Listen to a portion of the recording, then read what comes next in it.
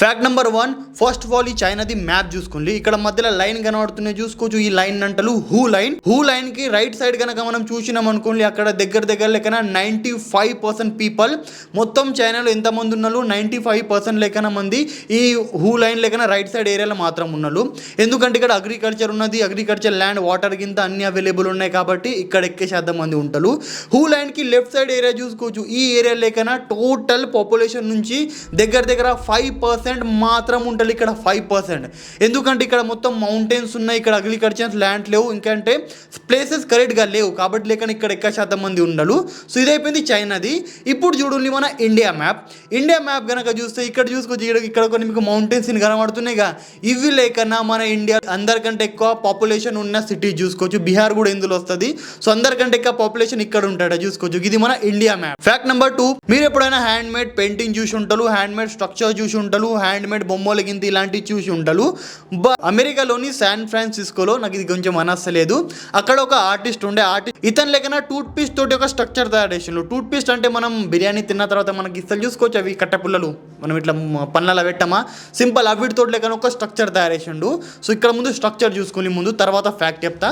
Structure important కాదు, ఇతను లేకన్నా ఈ స్ట్రక్చర్ స్టార్ట్ చేసినప్పుడు ఇతనికి లేకన్నా ఓన్లీ 17 ఏళ్ళు మాత్రం ఉండే, అంటే 17 ఇయర్స్ మాత్రం ఉండే. సో ఈ స్ట్రక్చర్ మొత్తం అతను ఫినిషింగ్ చేసే వరకు లేకన్నా దగ్గర అతనికి 50 ఇయర్స్ 50 ఏళ్ళు లేకన్నా ఏజ్ అయిపోయింది. అంటే దగ్గర ఈ ఒక్క స్ట్రక్చర్ని తయారు చేయడానికి ఇతను దగ్గర 37 ఇయర్స్ దాకా స్ట్రగల్ చేసిండు.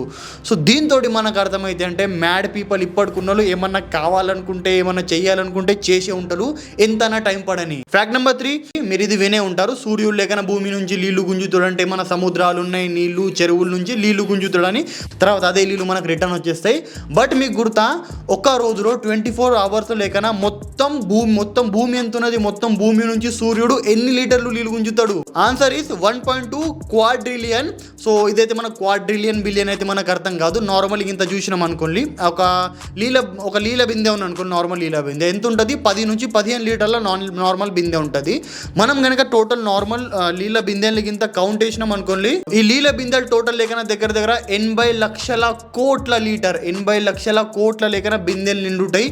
అన్ని లీటర్ల లేకన సూర్యుడు నీళ్లు డైలీ గుంజుతాడట. ఇది 24/7 నడుస్తుంటది.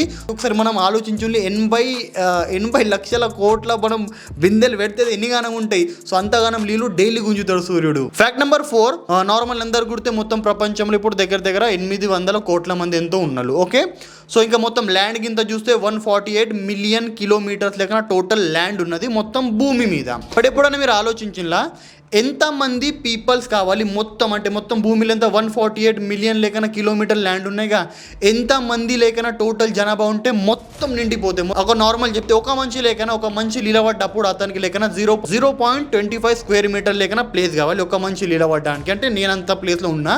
సో మీకు అప్పుడు ఆలోచించిన ఎంతమంది పబ్లిక్ అయితే మొత్తం భూమి నిండిపోతుంది? ఆన్సర్ ఈ 60 lakh crore, అంటే 60 లక్షల కోట్ల మంది కనుక జనాభా టోటల్ అయింది అనుకోండి, అప్పుడు మొత్తం భూమి నిండిపోతుంది. అంటే మొత్తం భూమి లేకన మనుషులే మంచి ఉంటారు, ఇటు తిరిగిన మంచి ఇట్లా ప్లేస్ ఉండదు ఖాళీ. బట్ ఇదేం కాదు. బట్ ఆలోచించులే, ఇంతగానో పబ్లిక్ అయితే నిండిపోతే మొత్తం భూమి. ఫ్యాక్ట్ నెంబర్ 5, మీరు ఎప్పుడైనా రోగ్ ప్లానెట్ ఈ మాట విన్నారా? రోగ్ ప్లానెట్ అంటే మనది ఎట్లా భూమి ఒక సూర్యమండలంలో ఉన్నాయి, ఒక మండలం అంటే ఒక స్ట్రక్చర్ ప్రకారం అన్ని ఒకటి లింక్ ఏమన్నా ఒకటి సూర్యమండలంలో ఉన్నాయి. కొన్ని ఇట్లా కూడా గ్రహాలు ఉంటాయి, అవి సూర్యమండలంలో ఉన్నాయి. అటంటే గాలికి తిరిగినట్టు ఎటంటే తిరుగుకుంటుంటాయి మొత్తం బ్రహ్మాండంలో. ఇలాంటి చాలా ప్లానెట్స్ ఉంటాయి, దాన్ని రోగ్ ప్లానెట్స్ అని అంటారు. బట్ మీకు గుర్తా, కొన్ని లేకన రోగ్ బ్లాక్ హోల్స్ కూడా ఉన్నాయి. రోగ్ బ్లాక్ హోల్స్ అంటే మీకు అందరికి గుర్తేమో, బ్లాక్ హోల్స్లో ఏమవుతుంది, బ్లాక్ హోల్ దగ్గర ఏదన్నా మండలం కింద పోయిందనుకున్న దగ్గర ఆ బ్లాక్ హోల్ ఏం చేస్తుంది, తన లోపల దాన్ని తీసుకుంటుంది, అంటే తన లోపల దాన్ని గుంజుకుంటుంది.